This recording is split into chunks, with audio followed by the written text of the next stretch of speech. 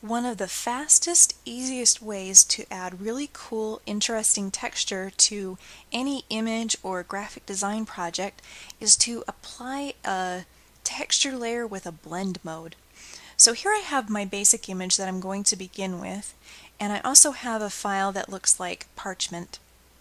I need to add this as a layer to my lighthouse file. So I've grabbed my move tool and I'm clicking in the middle and dragging over and then letting it go. Once you've placed the texture, then add a blend mode to it. The blend modes are here in your layers panel, and you can click on that drop down and see all of your different blend modes. If you choose darken, most of the layer will disappear and those colors will interact with the layer below. Now obviously, depending on what your texture layer is, you might have a totally different look, and you may need to find another blend mode that might work better for you. So to shift through these, you can either click on and then drag down to choose another effect, or if you have your move tool, you can hold shift and push plus and minus. The reason I say you have to have your move tool is some of these, like the brush tool, actually have blend modes as part of the brush function. And if you're on one of these tools, if you use that same shortcut, it will change the blend mode there. So move tool is safe, it has no blend modes attached, and you can just hold shift and hit plus or minus to go through your blend modes.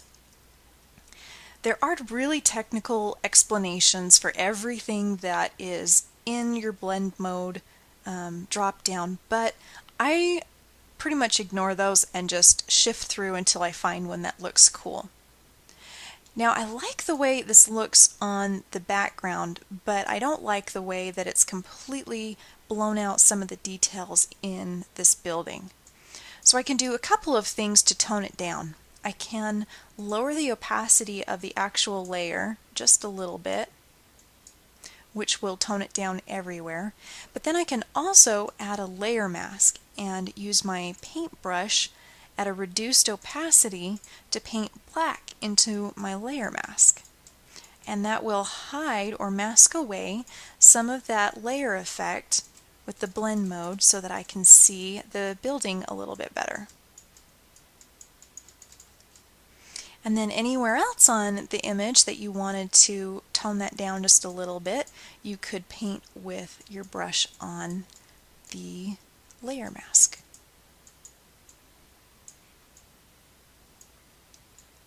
Alright, so that looks pretty good.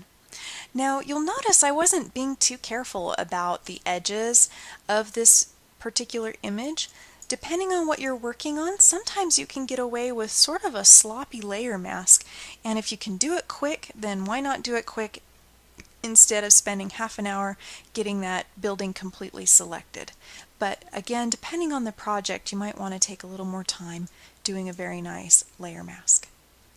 You can build up multiple layers with these blend modes options. So here I have an image of a compass rose, and I'm not even going to bother selecting and copying it. I'll just grab my move tool and click out here on the canvas and drag it up to my lighthouse tab and then back on the canvas and let go.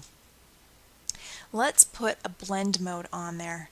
So I can do that by clicking here and pushing down to a blend mode, or by holding shift and plus, and I'm going to flip through here till I see one that I like. I've actually done this tutorial a couple of times. This is my second or third take, and you know what, I think I've used a different blend mode on each one of these. Let's go with this one. This is multiply. Multiply is an extremely useful one because it will take everything that is white and make it completely transparent. So objects like this that had white surrounding them, you can't even tell that it's there. It looks like we extracted it, but we didn't have to spend that time, which is kind of great. Alright, so I'm going to place this so that it's over my lighthouse tower there to kind of create a center of interest and a focus point. But I don't want it to cover up my lighthouse, so again I'm going to add a layer mask and mask it away. Now we've already created one layer mask that has some of that area masked off. We can add that to this new layer. If you hold Option and click on that thumbnail, you can drag it up to your other layer and it will make a copy. If you would rather just move that mask up, you can not hold Option and you can move it from layer to layer. But we do want it on both layers, so I'm going to hold Option and copy it up to that layer. Click on it to make sure it's active, and then you can grab your brush tool and come in and paint more of this away. Your other option would be to use one of these layers to select the lighthouse area and then fill in your mask with black. So I'm going to click on the lighthouse and hide these other two layers for the moment.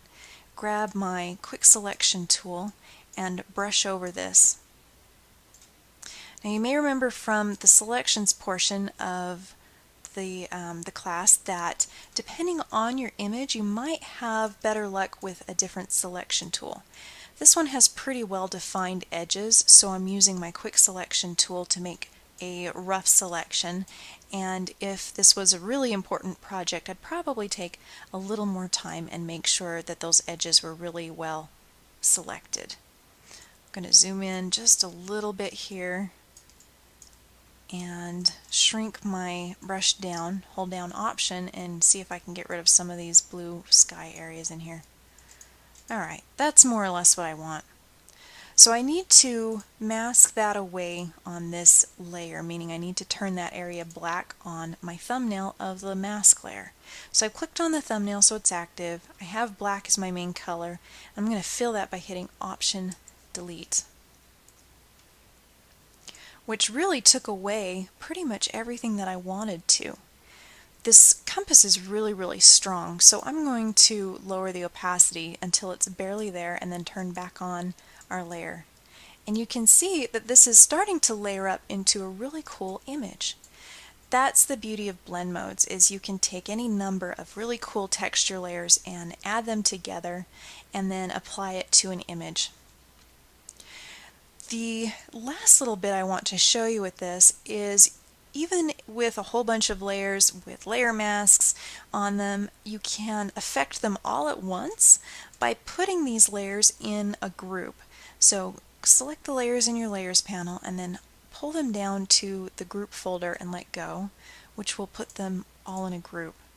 Now I can actually add a layer mask to this group and get my gradient tool, and I'm going to set this from front to back and use black and white.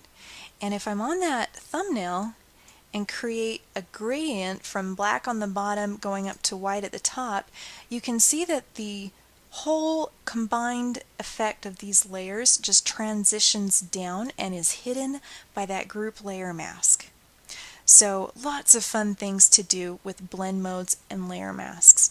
I hope you have some fun building with those. Just so you know, you currently have all the skills you would need to create something like this. Blend modes are extremely popular right now for creating ebook covers or regular book covers. They take lots of different images like we just did and combine them with blend modes. You can even use a layer mask on a type layer, which I've done here. This is just an editable type layer, and I can show you that if I grab my type tool, and I've thrown a blend mode on it and a layer mask. Remember that you can relocate things within a layer mask if you uncheck that link between the two. So uncheck that link and then click on the image part of it, and you would be able to use your move tool to move that around on the canvas if you needed to. So plenty there to process. Good luck with blend modes.